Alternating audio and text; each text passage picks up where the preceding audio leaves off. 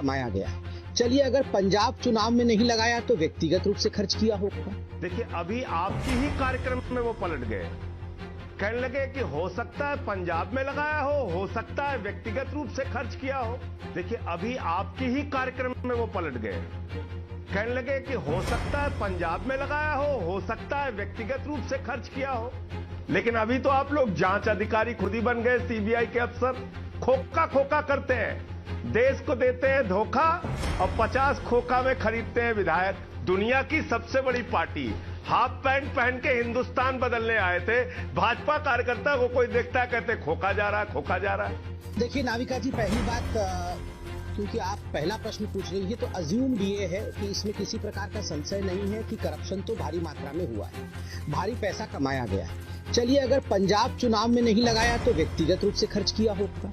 स्वाभाविक है, एक राजनीतिक पार्टी है, किसी राज्य में चुनाव लड़ रही है और जिस प्रकार से भ्रष्टाचार को अपनाते हुए ढेरों पैसा कमा करके पंजाब में चुनाव लड़ा है, तो ये हमने एक बहुत स्पष्ट रूप से कहा कि जो आपने करप्ट डील्स किए थे उसके माध्यम से जो पैसा आया आपने पंजाब में लगाए, चुनाव में लगाए, वो एक आयाम है। उसके साथ साथ दूसरे आयाम भी होंगे, व्यक्तिगत रूप में भी खर्च किया होगा, कुछ आपने दिल्ली के लिए भी रखा होगा, वहां की राजनीति के लिए। तो ये कई आयाम होते हैं जो मोटा माल कमीशन के रूप में इन शराब कंपनियों से कमाया। देखिए, अभी आपकी ही कार्यक्रम में वो पलट गए, कहने लगे कि हो सकता है पंजाब में लगाया हो सकता है व्यक्तिगत रूप से खर्च किया हो। आपके ही कार्यक्रम में पलट गए, यानी कि उनके आरोप तथ्यहीन, निराधार, बेबुनियाद, जैसे पहले रहे वैसे ये भी है। दूसरी बात क्या कहते हैं, जांच चल रही है, आपको क्या दिक्कत है? अरे भैया, पहले भी बहुत सारी जांचें कराए हो, ये भी जांच कराओ। लेकिन अभी तो आप लोग जांच अधिकारी खुद ही बन गए, सीबीआई के अफसर। अब बताता हूं क्या क्या आरोप इन्होंने लगाए। ये भारतीय खोखा पार्टी है नाविका जी, खोखा खोखा करते हैं, देश को देते हैं धोखा और 50 खोखा में खरीदते हैं विधायक। तो अब देश को बंद करो देना धोखा और बंद करो ये खोखा खोखा। इनका खोखा चल रहा है महाराष्ट्र में। बताइए, आज ये हालत है इस पार्टी की, दुनिया की सबसे बड़ी पार्टी, हाफ पैंट पहन के हिंदुस्तान बदलने आए थे, भाजपा कार्यकर्ता को कोई देखता है कहते खोखा जा रहा है, खोखा जा रहा है। ये हालत हो गई, विधानसभा के अंदर नारे लग रहे हैं खोखा खोखा। तो अब मैं आपको बताता हूँ आरोप क्या लगा है, और आपके चैनल्स पे बहुत सारी पीसी होगी, निकाल के देखिए। पहले इनके एक माननीय सांसद जी ने कहा, मैं नाम नहीं लूंगा, 10,000 करोड़ का घोटाला हो गया। जब हमने कहा भैया पॉलिसी तो पढ़ लेते, कितने हजार करोड़ की है, बोले नहीं 1,000 करोड़ का घोटाला हो गया। फिर हमने कहा भैया कैसे हो गया, बोले नहीं 150 करोड़ का, 144 करोड़ का घोटाला हो गया। हमने कहा भैया बताओ कैसे, बोले 30 करोड़ का घोटाला हो गया। हमने कहा भैया सीबीआई तुम्हारी FIR भी करा लिया, दिखा दो तो उसमें कहा 144 करोड़ 30 करोड़ कहाँ लिखा हुआ है।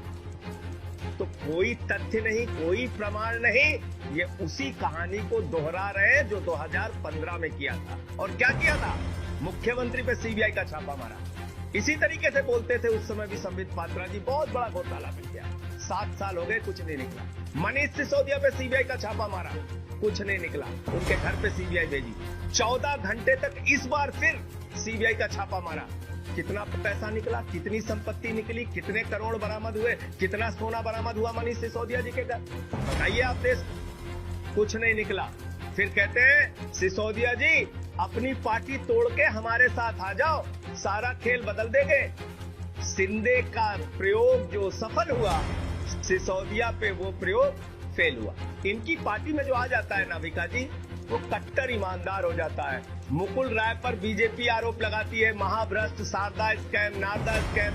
पहले कैसे कैसे इनके सारे मंत्री जो है ऑटो में लटक लटक के आ रहे थे, देखो जी हमारे पास तो कुछ नहीं है जी, ऑटो में लटक के आना पड़ रहा है, और वे करोड़ों खरबों रुपए मार मार के भ्रष्टाचार कर रहे हैं। अब खैर हम विषय पे आते हैं। देखिए, मैं यहाँ पर कोई लड़ाई करने नहीं आया हूँ, संजय सिंह जी बड़े भाई हैं, ज्ञानी व्यक्ति है, मैं सिर्फ 2-4 सवाल पूछूंगा। नंबर 1, संजय सिंह जी, आपने रवि जी के जो एक्साइज कमिश्नर थे उनके तत्वावधान में एक कमेटी बनाई थी कि नहीं?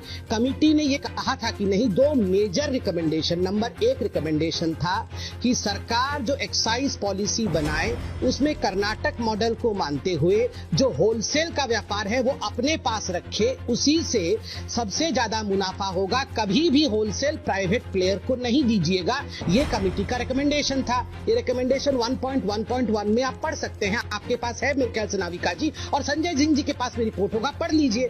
बड़े स्पष्ट रूप से कहा कि प्राइवेट हैंड्स में देना नहीं है, उससे नुकसान होगा।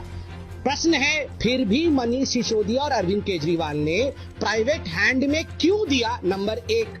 नंबर 2, दूसरा रिकमेंडेशन था कि जो आप 37 जोन्स में दिल्ली को बांटे हैं, जो रिटेल बिजनेस आप देंगे, ये आप कभी भी बड़ी कंपनियों को नहीं दीजिएगा, लॉटरी सिस्टम के माध्यम से इंडिविजुअल्स को दीजिएगा, तो कार्टेल सिस्टम और मोनोपोली नहीं होगा और इससे फायदा दिल्ली के लोगों को होगा, पैसे दिल्ली सरकार के जेब में जाएंगे।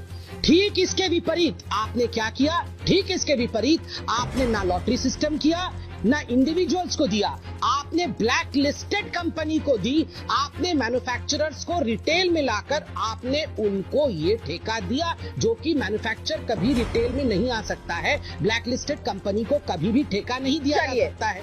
ऐसे डिबेट नहीं चलेगी। उन्होंने अभी आपके सामने कहा था किस राज्य सरकार ने शराब की लाइसेंस फीस माफ की, मैंने बताया हरियाणा सरकार, खट्टर की सरकार, भाजपा की सरकार। उस पे आप ना कुछ पूछ रही हैं, ना जवाब ले रही हैं। मेरी रिसर्च टीम चेक कर रही है। मैं जजमेंट तो अगली हियरिंग में ही दे सकती हूँ। आप तो सुप्रीम कोर्ट जाकर भी अगली डेट में ही अपना नोटिस देंगे ना, और अगली डेट पर फैसला सुनाएंगे ना। अब मुझे जजमेंट के लिए कह रहे हैं, तथ्य मेरे सामने आएंगे तभी तो मैं आपको कोई जवाब दे पाऊंगी। तो मेरी रिसर्च टीम इस पर काम कर रही है। संजय सिंह जी चैलेंज तो दे रहे थे वो कि पहली बार माना, पहली भाई साहब, आप लोग राजनीति में रोज एक दूसरे को चैलेंज देते हैं। कोई कहता है सिर मुंडवा लूंगा, कोई कहता है कभी संन्यास ले लूंगा, राजनीति से हट जाऊंगा। आप लोगों के चैलेंज आप लोगों के बीच में, लेकिन जनता आपके सामने दे रहे थे। हाँ, तो मैं रिकॉर्डिंग चला दूंगी। डिबेट नहीं करना चाहती आप, टोका टोकी करना चाहती। मैं डिबेट, आप टोका टोकी करना चाहती। मैं जजमेंट नहीं दे रही हूँ। अगर मैं जजमेंट देने लग जाऊंगी तो आप मुझे कहेंगे कि आप मीडिया हो या आप कोर्ट हो या आप जज हो। सामने उन्होंने चैलेंज हम सब का फैसला करने वाले, मीडिया चैनल का फैसला करने वाले और राजनीतिक दलों का फैसला करने। 3-4 बार आपको बता चुका, लेकिन आप सुनती नहीं है और इसी से लगता है कि आप एक पूर्वाग्रह से ग्रसित होकर डिबेट करती हैं। ये माफ कीजिएगा, मैं बड़े दुख के साथ ये बात कह रहा हूँ, लेकिन आपके दर्शक सुन चुके हैं। कई बार मैं फिर से बोल दे रहा हूँ, जब बैजल साहब ने उसमें एक क्लॉज लगाया कि एमसीडी की परमिशन, डीडीए लैंड पे शराब की दुकानें नहीं खुलेंगी, बहुत सारे लोगों ने लाइसेंस सरेंडर किया। कल तक ये लोग कहते थे गली गली में ठेके खुल गए। बाद में जब हमने कहा भाई 468 ठेके खुले, ठेके पुरानी शराब नीति की तुलना में लगभग 400 कम खुले।